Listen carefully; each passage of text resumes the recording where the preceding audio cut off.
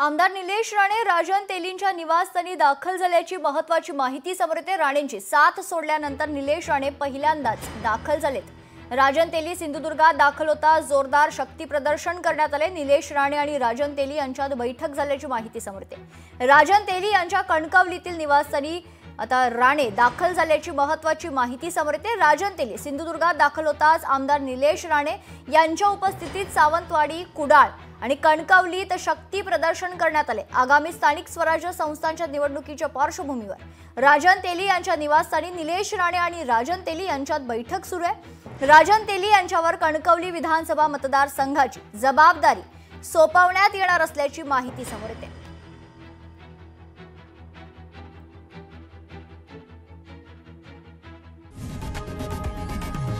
लोकशाही मराठी ऐका, पहा, जागरूक रहा।